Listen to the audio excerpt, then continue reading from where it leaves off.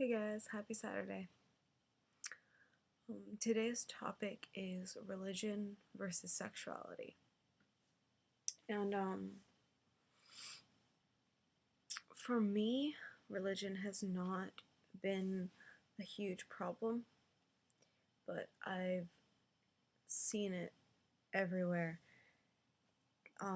be sort of an excuse to hate.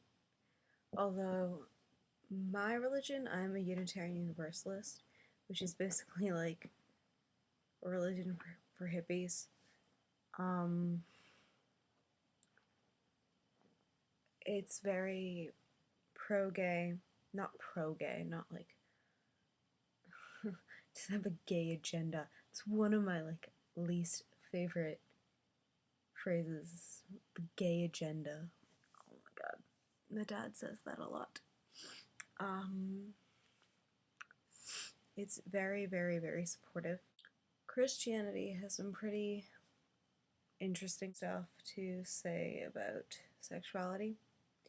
Although, if you get down to it, if you look at the Bible, if you actually read the proof, it's not, there isn't any real proof in the Bible. There's the closest it gets to directly saying that it is a sin is Leviticus.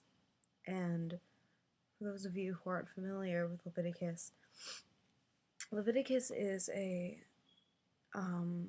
already a not very like popular. There's a lot of things that he says are a sin. I don't know if you've heard some of them before, but like eating shellfish, all this like crazy, who knows what, like, I don't know. I'm not insulting the Bible, I'm insulting Leviticus, and I know that's part of the Bible, but it's ridiculous in any way, like in any way you take it. Like I'm sorry if that offends you. That part of the it's ridiculous. And there's plenty of other quotes in the Bible that people use, and I have actually looked into them. And there's the Bible, you could definitely say, is sort of lost in translation. There's also a huge difference between interpreting the Bible yourself and having your church tell you what it means. If you actually read the Bible, I'm sure your interpretation will be very, very, very different from someone else's, especially if they're trying to take out of the Bible their own views. There's a lot of things that you can kind of twist to your own views. So like there very may be parts of the Bible that are very against homosexuality, and like some people could be twisting it to not mean that, while others are twisting it or reading it as it was meant.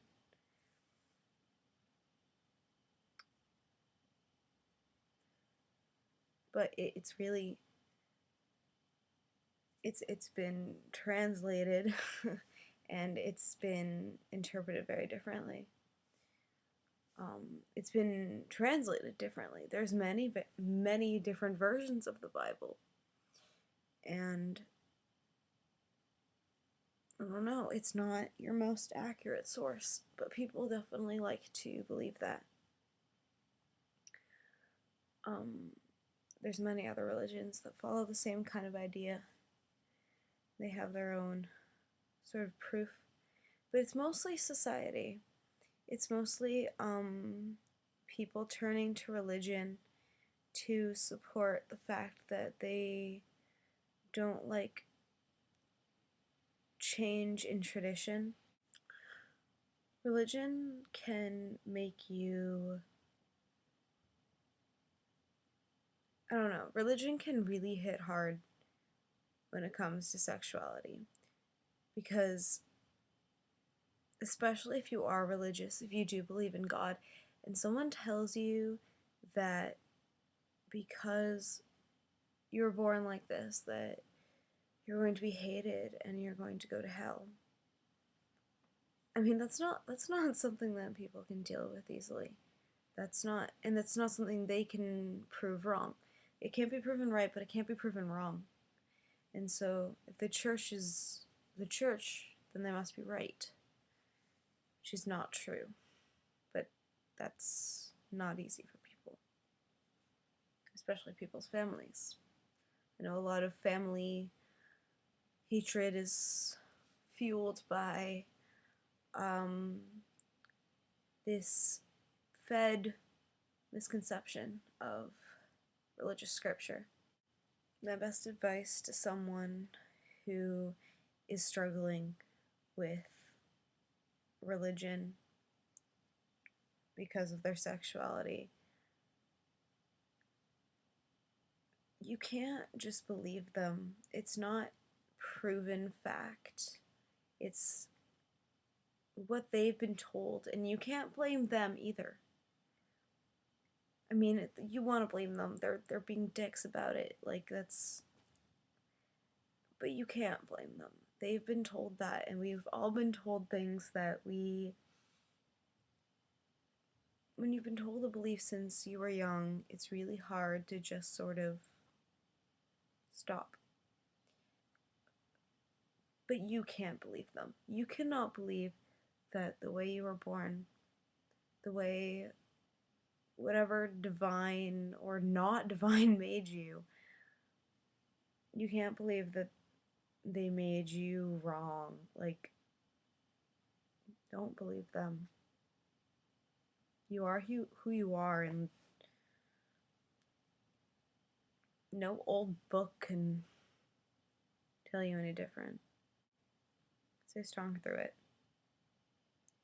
It's never easy, but